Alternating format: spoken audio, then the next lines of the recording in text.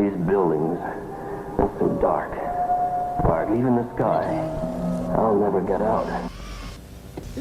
Oh no, don't let them put me in there. Is that a human form? Is it spirit? Like, it's like smoke. Yeah. But you can tell that it's alive.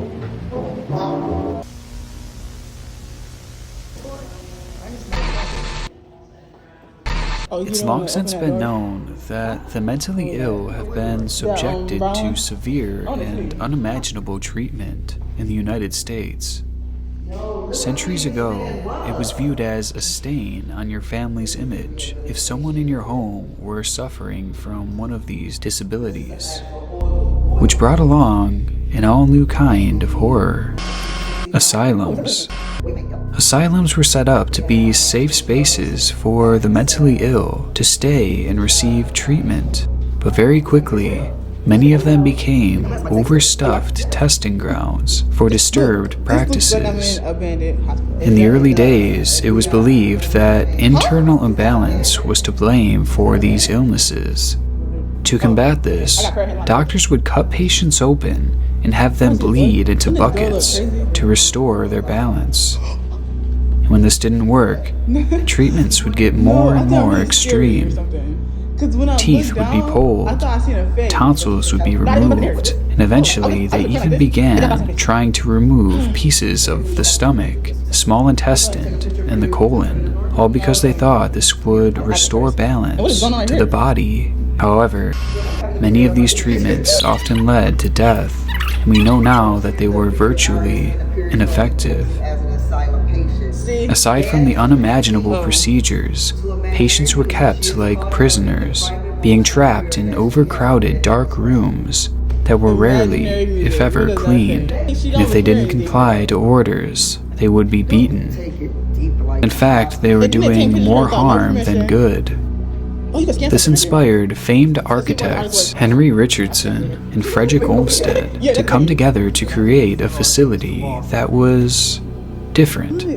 The Buffalo State Asylum for the Insane was created. Oh, that's the radio talking, huh? Yeah. What even is this? It's a missing staircase. See. How do staircases go missing? I'm not. Despite its admirable beginnings, the Buffalo Asylum slowly became a notoriously gruesome place to live. A building designed for patients to have space and to avoid overcrowding soon became overrun. In a facility built for just 600 patients, as many as 3,000 ended up being held there at a time. This led to a lack of space, which forced many of the sick to live in the halls or even outside.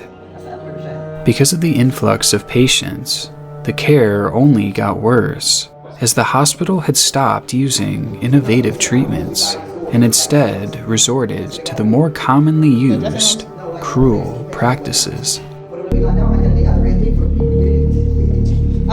Oh no. The asylum featured a multitude of different groundbreaking architectural designs that were supposed to help heal the patients. But as it turns out, it's not abandoned anymore. The complex, built in the 1800s, was an asylum for people who had mental disabilities. The Richardson complex buildings are currently being transformed into a hotel and conference center. There is new life in the Richardson Olmsted campus with Hotel Henry. After $100 million of renovation, the former asylum has now been turned into a luxury hotel, providing it with one of the darkest backstories for any hotel that I've ever heard of. And with all things considered, many believe that this could turn out to be one of the most haunted hotels in the country, given its history alone. And tonight, we'll be staying there. What's that smell? This place definitely has an odor to it. The architects believed that natural sunlight would help to settle the sick and eventually aid in their healing process. Because of this, over 2,000 large windows were installed in the buildings, along with incredibly high ceilings to make the rooms and halls seem even more open. The building also featured many curved walls, which supposedly was done to make it more difficult to place rows of patients on hospital beds throughout the hallways. This discouraged overcrowding, which was a common problem in many asylums at the time. So basically what they did here was they made these almost like cages so that the patients could come out and get fresh air and natural sunlight. Which that was the whole idea of this place when it first started. It was for better care for the mentally ill. And so they gave them outdoor time like this, and they gave them natural lighting with all the windows in there, and they tried to do things better at first. But things changed. Patients would be tied to their beds and beaten if they misbehaved. Meanwhile, they would be subjected to electroshock therapy as well as hydrotherapy. And the procedures just got worse.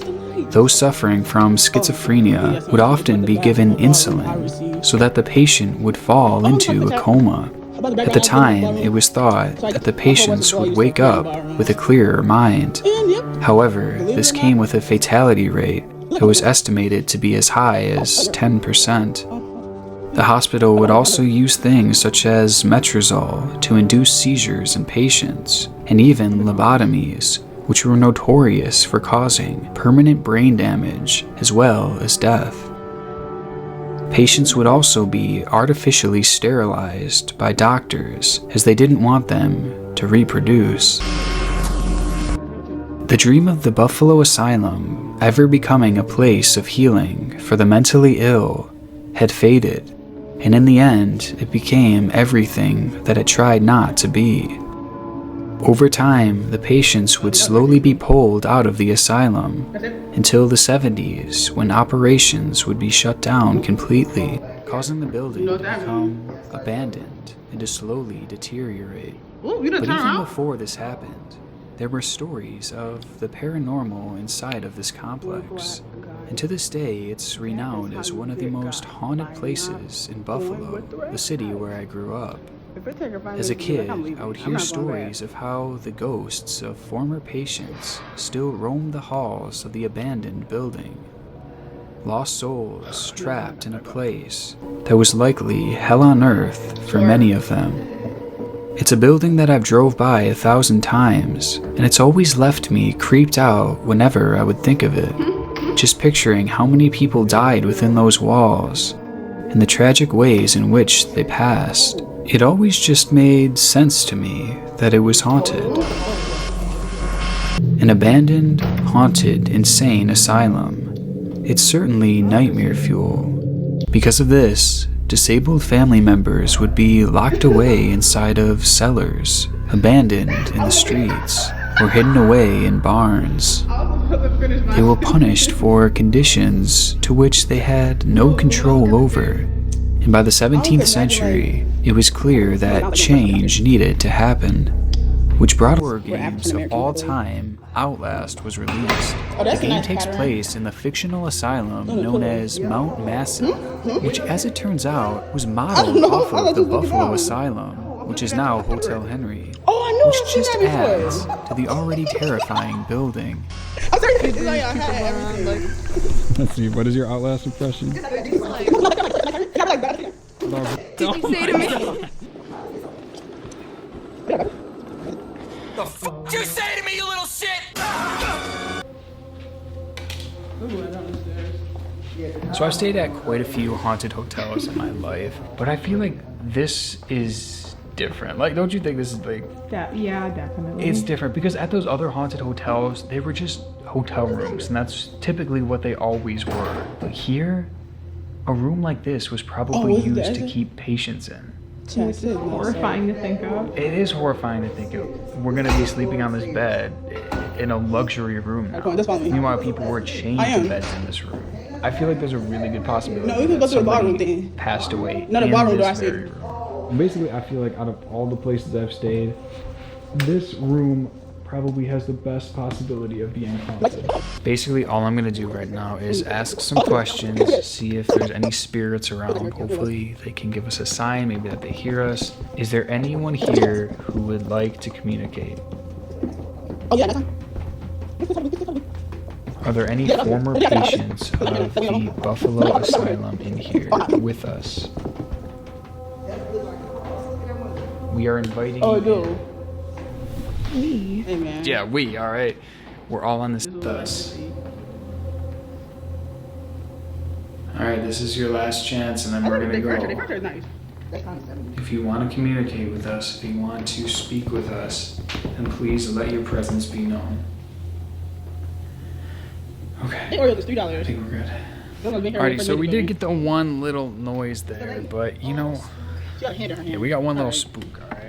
But not enough to really convince me. Not enough to keep us up at night. Yeah. But there's more. The worker comes, she's singing. Talking on the bed, I heard what sounded like a whisper, followed by obvious movement. At the time, I couldn't make out what I heard. When I listened back, it sounds like something is softly saying hello.